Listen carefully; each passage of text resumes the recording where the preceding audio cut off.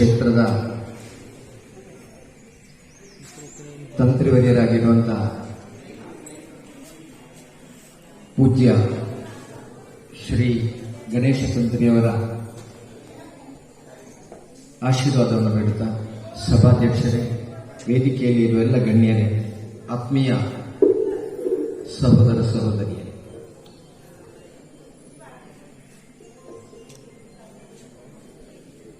ಈ ಕ್ಷೇತ್ರದ ವಿಚಾರವನ್ನ ಹಲವಾರು ಕ್ಷೇತ್ರಗಳ ತಾಂತ್ರಿಕವಾಗಿರುವಂತಹ ಕಾರ್ಯವನ್ನ ನಿರ್ವಹಿಸುತ್ತಿರುವಂತಹ ಆತ್ಮೀಯ ಗಣೇಶ ತಂತ್ರಿಯವರು ಉಲ್ಲೇಖಿಸಿ, ಒಂದು ವೈಶಿಷ್ಟ್ಯಪೂರ್ಣವಾಗಿರುವಂತಹ ದೇವಾಲಯ.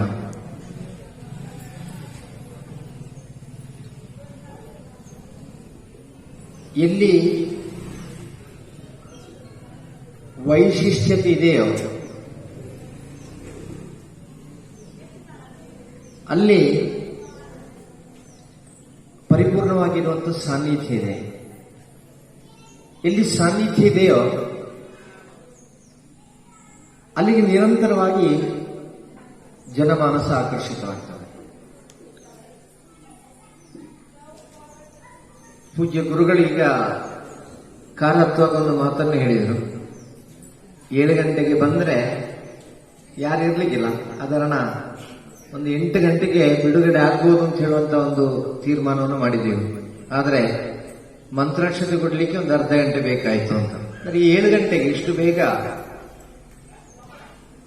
ಭಕ್ತಾದಿಗಳು ಬಂದು ಸೇರುವುದು ಕಷ್ಟ. ಆ ರೀತಿ ಸೇರಿಸಲಿಕ್ಕೋಸ್ಕರವಾಗಿ ಸಂಘಾಟಕರು ಪ್ರಯತ್ನ ಪಟ್ಟಿರಬಹುದು. ಆದರೂ ಸೇರಬೇಕು ಅಂತಾದರೆ ಅಲ್ಲಿ ಆ ದೈವಿಕವಾಗಿರುವಂತ ಸಾನ್ನಿಧ್ಯದಲ್ಲಿ ಸಮಾಜಕ್ಕೆ, ಭಕ್ತ ಸಮೂಹಕ್ಕೆ ಪರಿಪೂರ್ಣವಾಗಿರುವಂತಹ ಒಂದು ಪೂಜನೀಯವಾಗಿರುವಂತಹ ಭಾವನೆ ಇರಬೇಕು. ಆ ಸನ್ನಿಧಿಗೆ ಆಕರ್ಷಿತವಾಗುವಂತ ಸ್ಥಿತಿ ಇರಬೇಕು.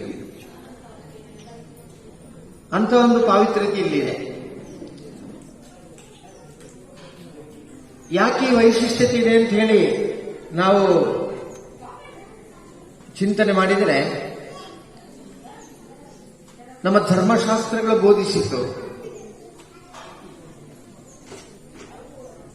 ಒಬ್ಬನ ಶಾರೀರಿಕವಾಗಿರುವಂತಹ ವ್ಯವಸ್ಥೆ ಏನಿದೆಯೋ ಆ ರೂಪವೇ ಅವನ ಆಂತರ್ಯದಲ್ಲಿರುವಂತಹ ಗುಣವನ್ನ ಸೂಚಿಸ್ತದೆ.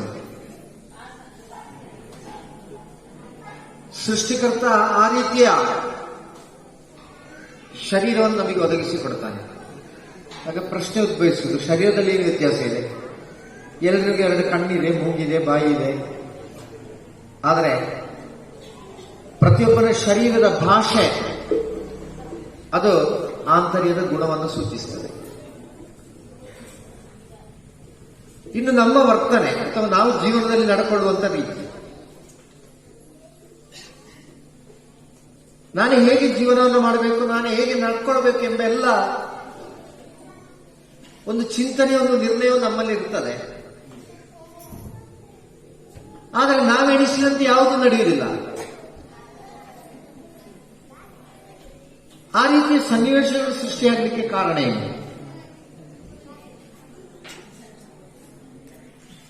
ಇದನ್ನ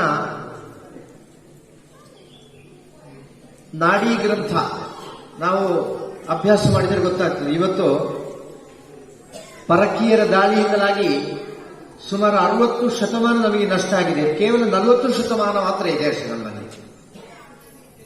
ಆ 40 ಶತಮಾನ ಇರುವಂತಹ ನಾಡಿ ಗ್ರಂಥವನ್ನು ಅಭ್ಯಸಿಸಿದರೂ ಕೂಡ ಒಬ್ಬೊಬ್ಬ ವ್ಯಕ್ತಿಯೂ ಕೂಡ ಜೀವನದಲ್ಲಿ ಅಳವಡಿಸಿಕೊಳ್ಳುವಂತಹ ಶೈಲಿ ಅಥವಾ ಜೀವನದಲ್ಲಿ ತೆಗೆದುಕೊಳ್ಳುವಂತಹ ನಿರ್ಣಯಗಳು, ಇದೆಲ್ಲವನ್ನು ಅಗಸ್ತ್ಯರು ಈ ಯುಗಕ್ಕೆ ಮುಂಚಿತವಾಗಿ ಬರೆದಿದ್ದಾರೆ. ಆ ನಾಡಿ ಗ್ರಂಥವನ್ನ ನಮ್ಮ ಹೆಬ್ಬೆರಳಿನ ಈ ರೇಖೆ ನಿಲ್ಲುವಂತ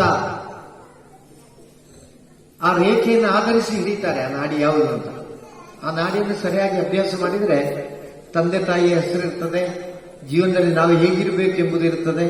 ಅದೇ ರೀತಿ ಹೆಂಡತಿ, ಮಕ್ಕಳು, ಇದರ ಬಗ್ಗೆ ಎಲ್ಲ ಅದರಲ್ಲಿ ಉಲ್ಲೇಖ ಇರ್ತದೆ. ಈ ಜನ್ಮದಲ್ಲಿ ನಾವು ನಡ್ಕೊಳ್ಳುವಂತ ರೀತಿಗೆ ಕಾರಣವಾದದ್ದು ಯಾವುದು ಅಂತ ಕೇಳಿದ್ರೆ ಅದು ಈ ಜನ್ಮದ ಫಲ ಅಲ್ಲ, ಕಳೆದ ಜನ್ಮದ ಫಲ. ಅದನ್ನೇ ನಮಗೆ ಶಾಸ್ತ್ರ ಬೋಧಿಸಿದ್ದು ಪೂರ್ವಜನ್ಮಂ ಕೃತಂ ಪಾಪಂ ವ್ಯಾಧಿ ರೂಪೇಣ ಪೀಡತೆ ಅಂತ. ನಮ್ಮ ಪೂರ್ವಿಕವಾಗಿರುವಂಥ ಜನ್ಮದ ಪಾಪತ್ವದ ಫಲಗಳು ನಮಗೆ ಬೇರೆ ಬೇರೆ ರೋಗವನ್ನು ತರ್ತದೆ. ರೋಗ ಅಂದರೆ ಶಾರೀರಿಕವಾಗಿರುವಂಥ ರೋಗ ಮಾತ್ರ ಅಲ್ಲ. ರೋಗವನ್ನು ಶಾಸ್ತ್ರಜ್ಞರು ಹೇಳುವಾಗ ಹೇಳ್ತಾರೆ ಶಾರೀರಿಕ, ಮಾನಸಿಕ, ಕೌಟುಂಬಿಕ, ಸಾಮಾಜಿಕ, ವ್ಯಾವಹಾರಿಕ. ಇಲ್ಲೆಲ್ಲ ನಾವು ಹಿಂಸೆಯನ್ನು ಅನುಭವಿಸುವಂಥದ್ದೇ ರೋಗ. ಈ ಪರಿಸ್ಥಿತಿ ನಿರ್ಮಾಣ ಆಗ್ತದೆ. ಅದೇ ವಿಚಾರವನ್ನು ನಾವು ಗಮನದಲ್ಲಿಟ್ಟುಕೊಂಡು ಮುಂದುವರೆದರೆ ಒಂದು ವೇಳೆ ನಮ್ಮಲ್ಲಿರುವಂತ ಊರಿನ ಹೆಸರು, ಆ ಊರಿನ ಹೆಸರನ್ನು ಗಮನಿಸಿದ್ರು ಕೂಡ ಅದರಲ್ಲಿ ಕೂಡ ಏನೋ ಒಂದು ವೈಶಿಷ್ಟ್ಯತೆ ಇರ್ತದೆ. ಬಹಳ ಆಳವಾಗಿ ಅಭ್ಯಾಸ ಮಾಡುವಂತ ಸಂದರ್ಭದಲ್ಲಿ ಅದರಲ್ಲಿ ಕೂಡ ವೈಶಿಷ್ಟ್ಯ ಇರ್ತದೆ. ನನ್ನ ಒಂದು ಕಲ್ಪನೆಯ ಪ್ರಕಾರ ಗೋಸಾಡ ಎಂಬುದಕ್ಕೆ ಬೀಜಾಕ್ಷರಗಳು ಗ, ಸ, ಡ, ಈ 3 ಬೀಜಾಕ್ಷರಗಳು ಸೇರಬೇಕು. ಈ 3 ಬೀಜಾಕ್ಷರಗಳನ್ನು ಕೂಡ ನಾವು ತಾತ್ವಿಕವಾಗಿ ಗ್ರಹಿಸುವಂತ ಸಂದರ್ಭದಲ್ಲಿ ಗಕಾರ ತೇಜಸ್ಸನ್ನು ಸೂಚಿಸುವಂತ ಬೀಜಾಕ್ಷರ, ಅದೇ ರೀತಿ ಸಕಾರ ಷೋಡಶ ಕಲೆಗಳನ್ನು ಸೂಚಿಸುವಂತ ಬೀಜಾಕ್ಷರ, ಡಕಾರ ಚಕ್ಷು ಕಣ್ಣನ್ನ ಸೂಚಿಸುವಂತ ಬೀಜಾಕ್ಷರ,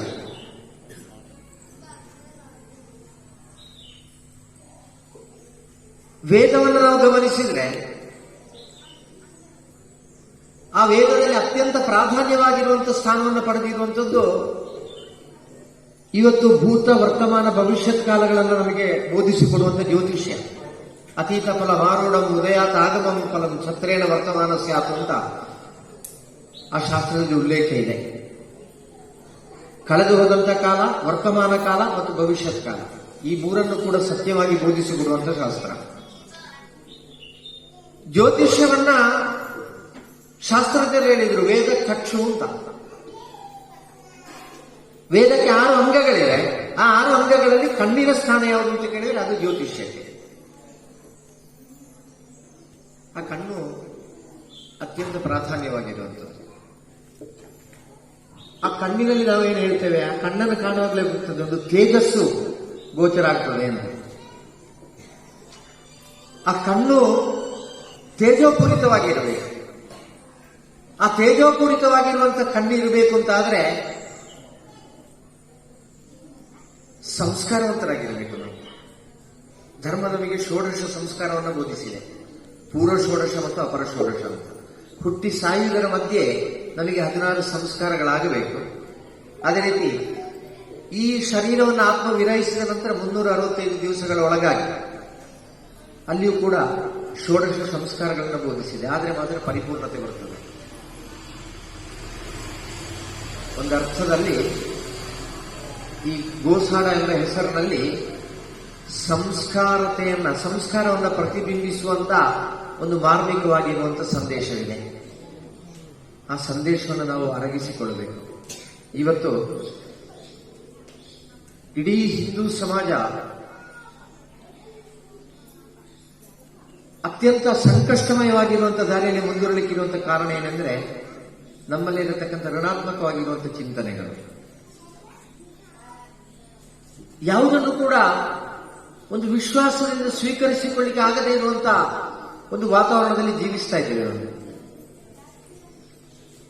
ವಸುಧೈವ ಕುಟುಂಬಕಂ ಎಂಬ ನಮ್ಮ ಧರ್ಮಶಾಸ್ತ್ರದ ವಚನ ಏನಿದೆಯೋ, ಒಂದು ಕೌಟುಂಬಿಕವಾಗಿರುವಂತಹ ಜೀವನ ಪರಂಪರೆಯ ಸಂಸ್ಕಾರ ಇರಬೇಕು ನಮ್ಮ ಹತ್ರ. ಅಲ್ಲಿ ಮಾರ್ಮಿಕವಾಗಿರುವಂತಹ ಸಂಬಂಧಗಳಿರಬೇಕು, ಭಾವನಾತ್ಮಕವಾಗಿರುವಂತಹ ಸಂಬಂಧಗಳಿರಬೇಕು. ಅದೆಲ್ಲ ಬಿಟ್ಟು ನಾವು ಜೀವಿಸ್ತಾ ಇದ್ದೇವೆ ಇವತ್ತು. ಪೂಜ್ಯ ಗುರುಗಳ ಸನ್ಯಾಸ ದೀಕ್ಷೆಯ ಮುಂಚಿತವಾಗಿ ಕ್ಷೇತ್ರ ದರ್ಶನ ಮಾಡುವಂತಹ ಸಂದರ್ಭದಲ್ಲಿ ಸ್ವರ್ಣವಲ್ಲಿ ಮಠದ ಸಮೀಪದಲ್ಲಿ ನಮಗೆ ಒಂದು ಮನೆಯಲ್ಲಿ ಬೆಳಗಿನ ಉಪಹಾರ, ದೊಡ್ಡ ಮನೆ. ಅಲ್ಲಿ ಹೋಗಿ ನಾನು ಹೀಗೆ ನಡ್ಕೊಂಡು ಅಡಿಗೆ ಕೋಣೆ ಹತ್ರ ಹೋಗುವಂತ ಸಂದರ್ಭದಲ್ಲಿ ಸಾಲಾಗಿ ಟೇಬಲ್ ಹಾಕಿದ್ದೆ ಉಪಹಾರಕ್ಕೋಸ್ಕರವಾಗಿ. ನಾನು ಅಲ್ಲಿರೋ ತಾಯಂದಿರ ಹತ್ರ ಹೇಳಿದೆ, ಈ ಟೇಬಲ್ ಬೇಡ, ಸ್ವಾಮೀಜಿಯವರ ಜೊತೆಗೆ ಬಂದವರು ಯಾರು ಕೂಡ ಟೇಬಲ್ ಅಲ್ಲಿ ಕೂತುಕೊಳ್ಳಿಕ್ಕಿಲ್ಲ, ಕೆಳಗೆ ಕೂತು ಉಪಹಾರ ಮಾಡ್ತಾರಷ್ಟೇ ಅಂತ. ಕೂಡಲೇ ಅವರು ಹೇಳಿದರು, ಸ್ವಾಮಿ ಅದು ನಿಮಗಲ್ಲ ನಮಗೆ ಅಂತ ಹೇಳಿದರು. ನಮಗೆ ಅಂದ್ರೆ ನಮಗೆ ಮನೆಯವರಿಗೆ, ಈ ಮನೆಯವರಿಗೆ ಯಾಕೆ ಟೇಬಲ್ ಅಂತ ಕೇಳಿದೆ. ನಾವು ಪ್ರತಿ ದಿವಸವೂ ಕೂಡ ಉಪಹಾರಕ್ಕೆ 50 ಜನ ಇರ್ತೇವೆ, ಊಟಕ್ಕೆ 50 ಜನ ಇದ್ದೇವೆ. ಮಧ್ಯಾಹ್ನ ಕೆಲಸದವರು ಸೇರುವಾಗ ಸಾಧಾರಣ ಮತ್ತೆ 120 ಜನ ಆಗ್ತದೆ ಊಟಕ್ಕೆ.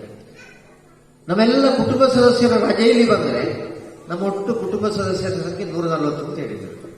ನಾನು ಹೇಳಿದೆ, ನೀವೆಲ್ಲ ಒಂದೇ ಮನೆಯಲ್ಲಿ ಇರೋದ? ಹೌದು, ಒಂದೇ ಮನೆಯಲ್ಲಿ. ಮನೆ ಕೆಲಸ 7 ಜನ ಇದ್ದಾರೆ ಅವರು ಹೆಂಗಸರು.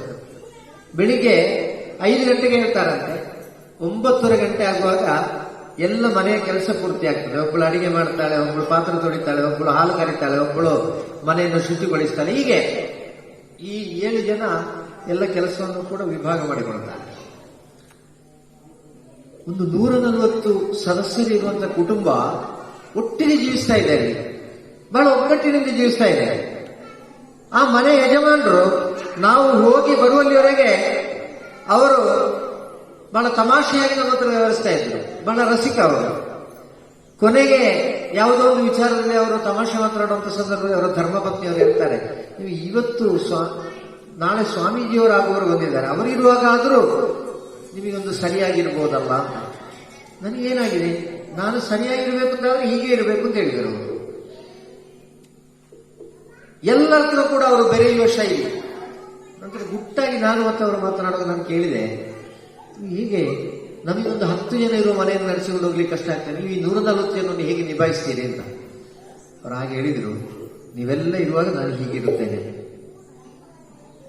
ಯಾಕೆಂದ್ರೆ ನನ್ನ ಕುಟುಂಬದ ಒಗ್ಗಟ್ಟನ್ನು ಉಳಿಸಿಕೊಳ್ಳಿಕ್ಕೋಸ್ಕರ. ನೀವೆಲ್ಲ ಹೋದ ನಂತರ ನಾನು ಹೇಗಿರ್ತೇನೆ ಅಂದ್ರೆ, ನಮ್ಮ ಮನೆಯ ತುಳಸಿ ಕಟ್ಟೆ ಕಳೆದರೆ ಮತ್ತೆ ಮನೆಗೆ ಪ್ರವೇಶಿಸಲಿಕ್ಕೆ ಇರುವಂತ ಮೆಟ್ಟುಗಲ್ಲು, ಆ ಮೆಟ್ಟುಗಲ್ಲಿನ ಸುರುವಿನ ಕಲ್ಲಲ್ಲಿ ನಾವು ಒಂದು ಗೋಣಿಯನ್ನ ಹಾಕ್ತೇವೆ. ಯಾಕಂತ ಹೇಳಿದ್ರೆ ಕಾಲಿನಲ್ಲಿರುವಂತ ಕೆಸರು ಮತ್ತು ನೀರು ಒಳಗೆ ಹೋಗುವುದು ಬೇಡ. ಆ ಗೋಣಿಯ ರೀತಿಯಲ್ಲಿ ನಾನಿದ್ದೇನೆ. ಆಗಿದ್ದ ಕಾರಣ ಈ ಕುಟುಂಬವನ್ನು ನಡೆಸ್ತಾ ಇದ್ದೇನೆ ಅಂತ ಹೇಳಿದ್ರು. ಬಂಧುಗಳೇ, ನಮ್ಮಲ್ಲಿ ವಿಶ್ವಾಸ ಜಾಗೃತವಾಗಬೇಕು ಅಂತಂದ್ರೆ ನಾವು ಹೇಗಿರಬೇಕು ಅದನ್ನು ಅವರು ಬೋಧಿಸಿಕೊಟ್ಟರು. ಒಬ್ಬ ಸಂಸ್ಕಾರವಂತನಾಗಿದ್ರೆ ಆ ಸಂಸ್ಕಾರವಂತ ಯಾವುದನ್ನು ಕೂಡ ಅಪೇಕ್ಷಿಸುವುದಿಲ್ಲ, ಯಾವುದನ್ನು ಕೂಡ ಬಲಾತ್ಕಾರವಾಗಿ ಪಡ್ಕೊಳ್ಳುವುದಿಲ್ಲ. ತಾನು ಹೀಗಿದ್ರೆ ಮಾತ್ರ ನನಗೆ ಪೂರ್ಣತೆ ಅಂತ ಹೇಳುವಂತ ಚಿಂತನೆಯಲ್ಲಿ ಇರುವುದಿಲ್ಲ. ಒಬ್ಬ ಮಾನವನಾಗಿ ಜೀವಿಸಬೇಕು.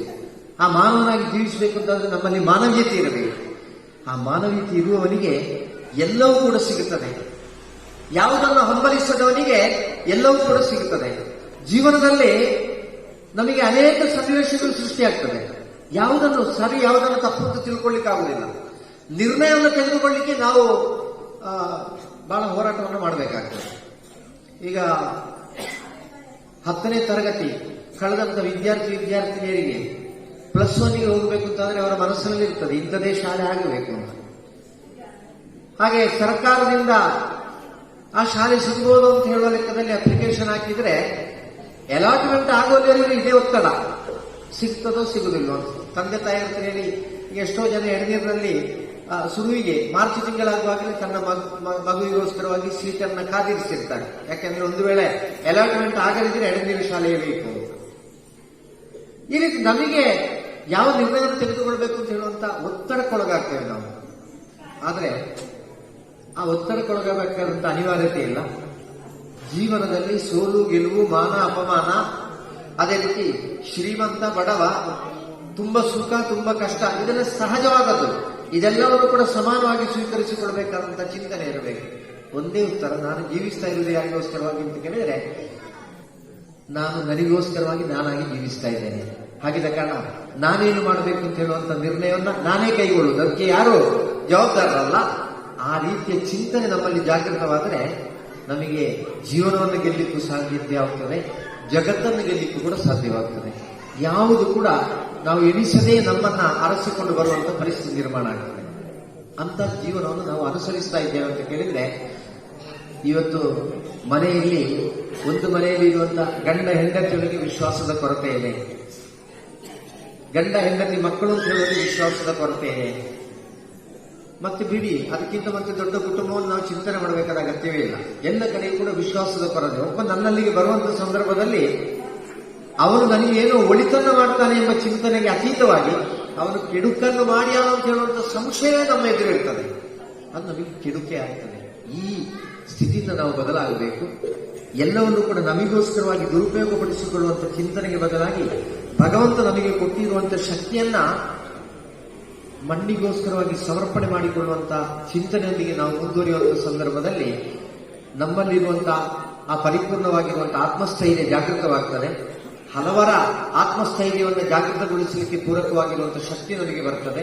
ಆ ಹಲವರು ಸೇರಿ ಇಡೀ ದೇಶವನ್ನ ಜಾಗೃತಗೊಳಿಸಲಿಕ್ಕಿರುವಂತಹ ಸ್ಥಿತಿ ನಿರ್ಮಾಣ ಆಗ್ತದೆ.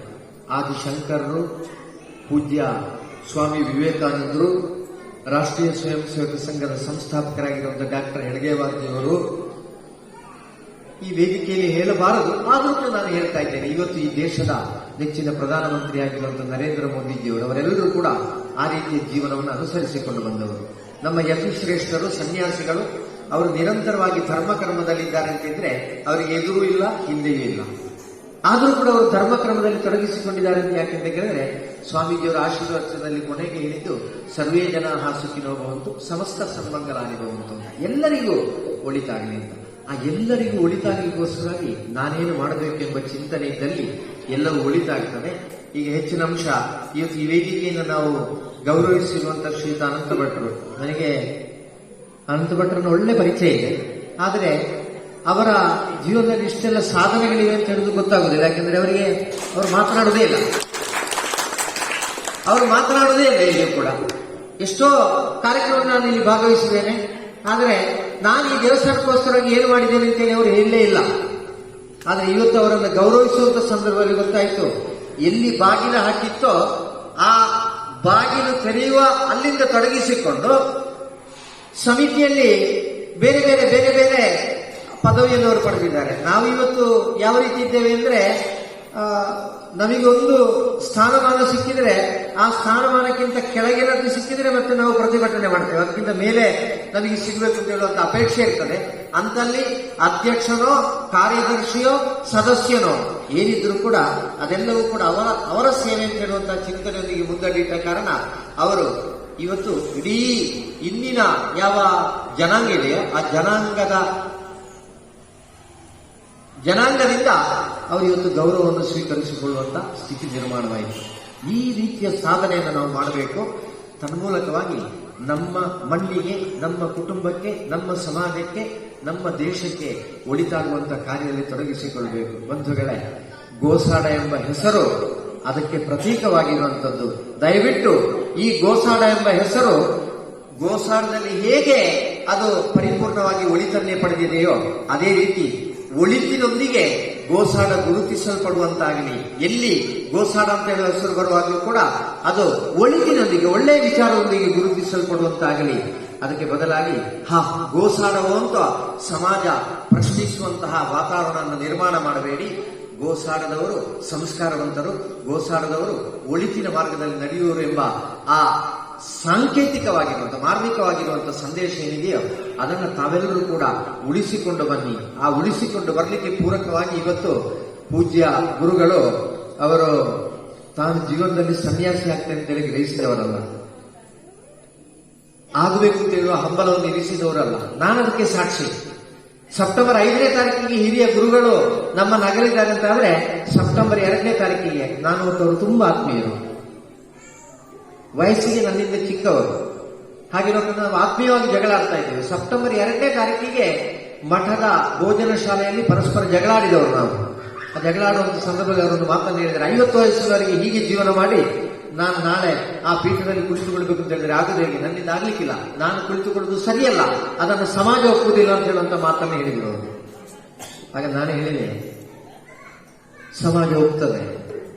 ಯಾಕೆಂದ್ರೆ ನೀವು ಕುಳಿತುಕೊಳ್ಳುವುದು ಯಾವುದೋ ಒಂದು ಕುರ್ಚಿಯಲ್ಲಿ ಅಲ್ಲ, ಅವಿಚ್ಛಿನ್ನ ಪರಂಪರೆ ಇರುವಂತ ಯಾವ ತೋಟಕಾರಾಚಾರ್ಯ ಪರಂಪರೆಯ ಪೀಠದಲ್ಲಿದೆ. ಆ ಪೀಠದಲ್ಲಿ ಏನಿದೆ ಅಂದ್ರೆ ವಿದ್ಯುತ್ ಶಕ್ತಿ ಇದೆ, ಆ ಶಕ್ತಿ ನಿಮ್ಮನ್ನು ಸ್ಪರ್ಶಿಸಿದ ಕೂಡಲೇ ನೀವು ತನ್ನಿಂದ ತಾನೇ ಪ್ರಕಾಶಿಸ್ತೀರಿ. ಆದ ಕಾರಣ ನಾನು ಇಲ್ಲಿವರೆಗೆ ಹೇಗೆ ಜೀವನ ಮಾಡಿದ್ದೇನೆ ಅಂತ ಚಿಂತನೆ ಮಾಡಬೇಡಿ. ಹಾಗೆ ಹೇಳಿದ್ರು, ನಿಮಗೆ ಹುಚ್ಚು, ನಾನು ಸಾಧ್ಯ ಇಲ್ಲ ಅಂತ ಹೇಳಿ ಹೋದವರು. ಆದರೆ ಸೆಪ್ಟೆಂಬರ್ 5ನೇ ತಾರೀಕಿಗೆ ಗುರುಗಳ ಅಗಲಿದ ಕೂಡಲೇ ಅವರು ಒಂದು ಮಾತನ್ನು ಹೇಳಿದರು, ನನ್ನ 50 ವಯಸ್ಸಿನವರೆಗೆ ನಾನು ಜೀವನವನ್ನು ಮಠಕ್ಕೋಸ್ಕರವಾಗಿ ತ್ಯಾಗ ಮಾಡಿದ್ದೇನೆ, ಮದುವೆ ಆಗಲ್ಲ, ನಾನು ಮದುವೆ ಆಗಲ್ಲ. ಅನಿವಾರ್ಯವಾಗಿದ್ದಲ್ಲಿ ಈ ಮಠವನ್ನು ಉಳಿಸಲಿಕ್ಕೋಸ್ಕರವಾಗಿ ನಾನು ಆ ದೀಕ್ಷೆಯನ್ನು ಪಡ್ಕೊಳ್ತೇನೆ ಅಂತ ಹೇಳುವಂತ ಮಾತನ್ನು ಹೇಳಿದರು ಅವರು. ದೊಡ್ಡ ಸೌಭಾಗ್ಯ ಈ ಸೀಮೆಯ ಭಕ್ತರಿಗೆ ಅವರು ಒಪ್ಪಿಕೊಂಡದ್ದು. ಅಲ್ಲದಿದ್ರೆ ಸರ್ಕಾರಕ್ಕೆ ಹೋಗ್ತಿತ್ತು, ನಾವು ಇನ್ನೊಬ್ಬ ಸನ್ಯಾಸಿಯನ್ನು ಆರಿಸುವುದು ಕೂಡ ಬಹಳ ಕಷ್ಟವಾಗಿರುವಂತ ಕೆಲಸ. ಅವರು ಒಪ್ಪಿಕೊಂಡ್ರು. ಅವರು ಒಪ್ಪಿಕೊಂಡದ್ದು ಆ ಮಠದ ಉಳಿಗೋಸ್ಕರವಾಗಿ ಆಗಿರ್ಬೋದು. ಆದರೆ ಅವರಿಗೆ ದೇವರು ಕೊಟ್ಟಂತ ಭಾಗ್ಯ, ಕ್ಷೇತ್ರ ದರ್ಶನ ಅಂತ ಹೇಳುವಂತ ಒಂದು ವಿಚಾರವನ್ನು ಮುಂದಿಟ್ಟುಕೊಂಡು ಅವರು ಇಷ್ಟು ಕ್ಷೇತ್ರಗಳ ಸಂದರ್ಶನವನ್ನು ಮಾಡಿದ್ರು ಪೀಠಾರೋಹಣಕ್ಕೆ ಮುಂಚೆವೇ. ಸನ್ಯಾಸ ದೀಕ್ಷೆಯನ್ನು ಕೊಟ್ಟವರು ಯಾರು? ಕಾಂಚಿಯ ಪೀಠಾಧಿಪತಿಗಳು. ಆ ಪೀಠಾರೋಹಣ ಮಹೋತ್ಸವ ಕೂಡ ಅತ್ಯಂತ ವಿಜೃಂಭಣೆಯಿಂದ ನಡೆಯಿತು. ಅವರ ಪ್ರಥಮ ಚಾತುರ್ಮಾಸ್ಯ, ಒಬ್ಬ ಸನ್ಯಾಸಿ ಯಾವತ್ತೂ ಕೂಡ ಗುರುತಿಸಲ್ಪಡುವುದು ಅವರೆಷ್ಟು ಚಾತುರ್ಮಾಸ್ಯ ವ್ರತವನ್ನು ಮಾಡಿದರು ಅಂತ. ಪೂಜ್ಯ ಕೇಶವಾನಂದ ಭಾರತಿ ಶ್ರೀಪಾದಂಗಳವರು ಶಂಕರ ಪರಂಪರೆಯಲ್ಲಿ 60 ಚಾತುರ್ಮಾಸ್ಯವನ್ನ ಮಾಡಿದಂತ ಕೆಲವು ಯತಿಗಳಲ್ಲಿ ಅವರೊಬ್ಬರು. ಅಷ್ಟು ಕೂಡ ಆ ದೊಡ್ಡ ಸಾಧನೆಯನ್ನು ಮಾಡಿರೋರು ಪೂಜ್ಯ ಕೇಶವಾನಂದ ಭಾರತಿ ಶ್ರೀಪಾದಂಗಳವರು. ಅವರ ಕರಕಮಲ ಸಂಜಾತರಾಗಿ ಮೊನ್ನೆ ಆ 58 ದಿವಸಗಳ ಕಾಲ ನಡೆದಂತ ಪ್ರಥಮ ಚಾತುರ್ಮಾಸ್ಯವು ಕೂಡ ಅವರ ಯತಿ ಜೀವನದ ಚರಿತ್ರೆಯಲ್ಲಿ ಉಲ್ಲೇಖ ಮಾಡುವಂತ ಅತ್ಯಂತ ವೈಶಿಷ್ಟ್ಯತೆಯನ್ನು ಹೊಂದಿದಂತ ಚಾತುರ್ಮಾಸ್ಯ. ಅಷ್ಟು ಕೂಡ ವ್ಯವಸ್ಥಿತವಾಗಿ ಅವರು ಆಚರಿಸಿದರು. ಅಂತ ಗುರುಗಳು ಇವತ್ತು ಇಲ್ಲಿಗೆ ಬರಲಿಕ್ಕೆ ಒಪ್ಪಿದ್ರು. ಹೆಚ್ಚಿನ ಅಂಶ ಈ ಕಾರ್ಯಕ್ರಮ ನಿಶ್ಚಯ ಆಗುವಾಗ ಅವರಿಗೆ ಧರ್ಮಸ್ಥಳದ ತೀರ್ಮಾನ ಇಲ್ಲ. ಆದರೆ ಧರ್ಮಸ್ಥಳದಿಂದ ಪೂಜ್ಯ ಕಾವಂದರು ಕರೆಯುವಂತ ಸಂದರ್ಭದಲ್ಲಿ ಅನಿವಾರ್ಯವಾಗಿ ಕಾವಂದರ ಕರೆಯನ್ನ, ಪ್ರಥಮ ಕರೆಯನ್ನು ಅವರು ತಿರಸ್ಕರಿಸುವುದು ಸರಿಯಲ್ಲ. ಕೂಡಲೇ ಅವ್ರು ಕೇಳ್ತಾರೆ ಏನು ಮಾಡುವುದು ಅಂತ. ನಾನು ಹೇಳಿದೆ, ಗೋಸಾಡ ದೇವಸ್ಥಾನದವ್ರ ಹತ್ರ ಹೇಳಿ ಸ್ವಲ್ಪ ಕಾರ್ಯಕ್ರಮವನ್ನು ಬೇಗ ಮಾಡಿ ನೀವು ಅಲ್ಲಿಗೆ ಹೋಗಲೇಬೇಕು. ಅವರು ಕರೆಯುವಂತ ಸಂದರ್ಭದಲ್ಲಿ ಅದನ್ನು ತಿರಸ್ಕರಿಸುವುದು ಸರಿಯಲ್ಲ. ನಿಮ್ಮ ಚಾತುರ್ಮಾಸ್ಯ ಕಳೆದ ಕೂಡಲೇ ಮಂಜುನಾಥೇಶ್ವರನಲ್ಲಿಂದ ಬರುವಂತ ಕರೆ. ಆ ರೀತಿ ಆ ಮಂಜುನಾಥೇಶ್ವರನ ಕರೆಗೆ ಹೋಗುವಂತ ಪೂಜ್ಯ ಗುರುಗಳು ಬಂದು ಇಲ್ಲಿ ಈ ವೇದಿಕೆಯಿಂದ ಅನುಗ್ರಹಿಸಿದ್ದಾರೆ ಅಂತ ಹೇಳಿದ್ರೆ, ಈ ಅನುಗ್ರಹ ಶ್ರೀರಶ್ರೀ ಸದಾಕಾಲ ನಮ್ಮ ಜೊತೆಯಲ್ಲಿ ಇರುತ್ತದೆ. ಅದನ್ನು ಜೊತೆಯಲ್ಲಿ ಇರಿಸಿಕೊಂಡು ನಾವು ಯಾರು, ನಾವು ಮಾಡಬೇಕಾದ್ದು ಏನೆಂಬ ಚಿಂತನೆಯೊಂದಿಗೆ ತಾವೆಲ್ಲರೂ ಕೂಡ ಮುಂದಡಿಯಿಡಬೇಕು. ಬಹಳ ಅತ್ಯಂತ ಯಶಸ್ವಿ ಕಾರ್ಯಕ್ರಮಗಳನ್ನು ಸಂಯೋಜನೆ ಮಾಡಿದ್ದೀರಿ. ಇವತ್ತು ನವರಾತ್ರಿಯ ಪ್ರಾರಂಭದ ದಿನವೇ ಅನ್ನದಾಹೋತ್ಸವಕ್ಕೆ ಪೂರಕವಾಗಿರುವಂತ ಯಾವ ಆ ಅನ್ನ ಛತ್ರ ಇದೆಯೋ, ಪಾಕಶಾಲೆ ಇದೆಯೋ, ಅದನ್ನ ಲೋಕಾರ್ಪಣೆ ಮಾಡುವಂತ ಕಾರ್ಯದಲ್ಲಿ ಮುಂದುವರೆದಿದ್ದೀರಿ ಅಂತಾದ್ರೆ ಅನ್ನದಾನ ಸಾನ್ನಿಧ್ಯ ವೃದ್ಧಿಗೆ ಪೂರಕವಾಗಿರುವಂತಹ ವಿಚಾರವಾಗಿದ್ದಲ್ಲಿ ಅದನ್ನು ತಂತ್ರಿಗಳು ಹೇಳಿದರು. ಖಂಡಿತ ಭವಿಷ್ಯದಲ್ಲಿ ಈ ಕ್ಷೇತ್ರದಲ್ಲಿ ಹಲವಾರು ಮಹತ್ ಕಾರ್ಯಗಳು ನಡೆಯಲಿಕ್ಕಿದೆ. ಬಂಧುಗಳೇ, ನನ್ನೊಂದು ವಿಜ್ಞಾಪನೆ ಇದೆ. ನಮ್ಮ ದೇವಾಲಯ ಅಂದ್ರೆ ದೇವರಿಗೆ ಪೂಜೆ, ಬಂದಂತ ಭಕ್ತನಿಗೆ ಸೇವೆ, ಅವನಿಗೆ ಪ್ರಸಾದ, ಇದಕ್ಕೆ ಮಾತ್ರ ಇರುವಂತದ್ದಲ್ಲ. ಬದಲಾಗಿ ನಮ್ಮ ಸಂಸ್ಕಾರದ ವೃದ್ಧಿಗೆ ಪೂರಕವಾಗಿರುವಂತದ್ದು ಕ್ಷೇತ್ರ. ಪುತ್ತೂರು ಶ್ರೀ ಮಾಲಿಂಗೇಶ್ವರನ ಸನ್ನಿಧಿಯಲ್ಲಿ ನಾಳ್ದು 12ನೇ ತಾರೀಕಿಗೆ ಪೂಜ್ಯ ಸಚ್ಚಿದಾನಂದ ಭಾರತಿ ಶ್ರೀಪಾದಂಗಳವರು ಧಾರ್ಮಿಕ ಪಠನ ಆ ಕಾರ್ಯಕ್ರಮವನ್ನು ಉದ್ಘಾಟನೆ ಮಾಡುತ್ತಾರೆ. ಧಾರ್ಮಿಕ ಪಠನ ಅಂತ ಹೇಳುವಂತ ಸಂದರ್ಭದಲ್ಲಿ ಅದೆಲ್ಲ ನಮಗೆ ಯಾಕೆ, ಅದು ಸಂಸ್ಕೃತದಲ್ಲಿದೆ, ಅದನ್ನು ಉಪಯೋಗ ಮಾಡುವವರಿಗೆ ಮಾತ್ರ ಅಂತ ಹೇಳುವಂತ ಚಿಂತನೆ ಬರ್ತದೆ. ಅದಲ್ಲ, ಧಾರ್ಮಿಕ ಪಠನೆ ಅಂದ್ರೆ ಒಬ್ಬ ಮನುಷ್ಯನಾಗಿ ಜೀವಿಸಬೇಕು ಅಂತಾದ್ರೆ ನಮ್ಮ ಧರ್ಮದಲ್ಲಿ ಉಲ್ಲೇಖಿಸಿರುವಂತ ವಿಚಾರಗಳೇನು ಎಂಬುದನ್ನ ಅತ್ಯಂತ ಮಾರ್ಮಿಕವಾಗಿ ನಮಗೆ ಸರಳವಾಗಿರುವಂತಹ ಭಾಷೆಯಲ್ಲಿ ಹೇಳಿಕೊಡುವಂತ ಕಾರ್ಯ. ಅದು ನಿರಂತರ ಪ್ರತಿ ಸೋಮವಾರ ದಿವಸ ಅಲ್ಲಿ ನಡೆಯಲಿಕ್ಕಿದೆ. ಒಂದು ಕ್ಷೇತ್ರ ಅಂದ್ರೆ ಅದು ಧಾರ್ಮಿಕ ಶ್ರದ್ಧಾ ಕೇಂದ್ರವಾಗಬೇಕು, ಅದು ವಿದ್ಯಾ ಕೇಂದ್ರವಾಗಬೇಕು, ಅದು ಸಾಂಸ್ಕೃತಿಕವಾಗಿರುವಂತಹ ಕೇಂದ್ರ ಆಗಬೇಕು, ಅದು ಒಟ್ಟಿಗೆ ನಮಗೆ ಸಂಸ್ಕಾರವನ್ನು ಬೋಧಿಸಿಕೊಡುವಂತ ಕೇಂದ್ರ ಆಗಬೇಕು. ಇಂಥ ವಿಚಾರಗಳಿಗೆ ಪೂರಕವಾಗಿರುವಂತಹ ಅನೇಕ ಕಾರ್ಯಗಳನ್ನ ಭವಿಷ್ಯತ್ತಿನಲ್ಲಿ ತಾವು ಕೂಡ ಅನುಷ್ಠಾನಿಸಿಕೊಳ್ಳಬೇಕು. ನಮಗೆ ಚಿಂತೆ ಯಾವುದು ಅಂತ ಕೇಳಿದ್ರೆ, ಒಬ್ಬರು ಧಾರ್ಮಿಕವಾಗಿ ಹೇಳಿಕೊಡ್ಲಿಕ್ಕೆ ಬರ್ತಾರೆ, ಅವರು ಬರುವಂತ ಸಂದರ್ಭದಲ್ಲಿ 5 ಜನ ಆದರೂ ಕೂಡ ಭಾಗವಹಿಸುವುದಿಲ್ಲ ಅಲ್ವಾ? ಹಾಗಿರುವಾಗ ಅವರು ಬಂದೇನು ಪ್ರಯೋಜನ ಅಂತ ಹೇಳುವಂತ ಚಿಂತನೆ ಇದ್ರೆ ಕೆಲವರಿಗೆ ಹಾಗಿರ್ತದೆ, ನಾನು ಮಾತಾಡ್ಬೇಕು ಅಂತಾದ್ರೆ ನನ್ನ ಎದುರುಗಡೆ ಒಂದು 2,000 ಪ್ರೇಕ್ಷಕರು ಇರಬೇಕು ಅಂತ. ಕೆಲವರಿಗೆ ಹಾಗೆ ಇರುವುದಿಲ್ಲ, ನನಗೆ 2,000 ಪ್ರೇಕ್ಷಕರು ಬೇಡ, ಎದುರುಗಡೆ 5 ಜನ ಇದ್ರು ಸಾಕು. ಆದ್ರೆ 5 ಜನ ನಾನು ಹೇಳಿರುವಂತ ವಿಚಾರಗಳನ್ನು ಸ್ವೀಕರಿಸಿಕೊಂಡು ಅದನ್ನು ಜೀವನದಲ್ಲಿ ಅಳವಡಿಸಿಕೊಂಡು ಅದನ್ನು ಅನುಷ್ಠಾನಕ್ಕೆ ತರುವವರಾಗಿದ್ರೆ ಸಾಕು ಅಂತ ಹೇಳುವಂತ ಚಿಂತನೆಯವರು ಕೂಡ ಸಮಾಜದಲ್ಲಿ ಇದ್ದಾರೆ. ಅಂತವರು ನಮಗೆ ಬೇಕಾಗಿರುವಂತ ಎಲ್ಲ ಬೋಧನೆಯನ್ನು ನೀಡ್ತಾರೆ. ಇದೆಲ್ಲವನ್ನು ಕೂಡ ಸದುಪಯೋಗಪಡಿಸಿಕೊಳ್ಳುವಂತ ನಿಟ್ಟಿನಲ್ಲಿ ಕ್ಷೇತ್ರದ ಸಂಘಾಟಕರು ಇನ್ನು ಮುಂದಿನ ದಿವಸದಲ್ಲಿ ಪರಿಪೂರ್ಣವಾಗಿ ಪ್ರಯತ್ನಿಸಬೇಕು. ಅದಕ್ಕೆ ಪೂರಕವಾಗಿ ದೇವರ ಅನುಗ್ರಹಿಸಲಿ ಎಂಬ ಆ ಪ್ರಾರ್ಥನೆಯೊಂದಿಗೆ ನವರಾತ್ರಿಯ ಈ ಪ್ರಥಮ ದಿವಸ, ನವರಾತ್ರಿ ಅಂದ್ರೆ ಅದು ಜೀವನದಲ್ಲಿ ಬೇರೆ ಬೇರೆ ರೀತಿಯ ಹೋರಾಟಗಳನ್ನು ಎದುರಿಸಲಿಕ್ಕೆ ಪೂರಕವಾಗಿರುವಂತಹ ಸಂದೇಶವನ್ನು ಒದಗಿಸಿಕೊಡುವಂತಹ ರಾತ್ರಿಗಳು. ಅದರಿಂದ ನಾವು ಆ ತಾಯಿಯನ್ನ ಬೇರೆ ಬೇರೆ ರೂಪದಲ್ಲಿ ಆರಾಧನೆ ಮಾಡ್ತೇವೆ. ಆದರೆ ನಾವು 10ನೇ ದಿವಸ ಅವಳನ್ನು ಆರಾಧನೆ ಮಾಡೋದು ವಿಜಯಲಕ್ಷ್ಮಿಯಾಗಿ. ಅವಳು ನಮಗೆ ವಿಜಯ ದೇವತೆಯೂ ಹೌದು, ವಿದ್ಯಾ ದೇವತೆಯೂ ಹೌದು. ಹಾಗೆ ಈ ನವರಾತ್ರಿಯ ಪ್ರಥಮ ದಿವಸ ನಾವೆಲ್ಲರೂ ಕೂಡ ಸೇರಿದ್ದೇವೆ. ನವರಾತ್ರಿಯ ಶುಭ ಸಂದೇಶದೊಂದಿಗೆ ಎಲ್ಲ ಹೋರಾಟಗಳಲ್ಲಿ ಜಯಶಾಲಿಗಳಾಗಿ ವಿಜಯಲಕ್ಷ್ಮಿಯು ವಿದ್ಯಾಲಕ್ಷ್ಮಿಯು ಯಾವತ್ತೂ ಕೂಡ ಈ ಮಣ್ಣಿನ ಜನತೆಯ ಜೊತೆಯಾಗಿರ್ಲಿ ಎಂಬ ಪ್ರಾರ್ಥನೆಯನ್ನು ಮಾಡ್ತಾ ವಿರಮಿಸ್ತೇನೆ. ಜೈ ಹಿಂದ್. ಧನ್ಯವಾದಗಳು ಶ್ರೀ ರವಿಚಂದ್ರ ಕುಮಾರಿ ಅವರಿಗೆ.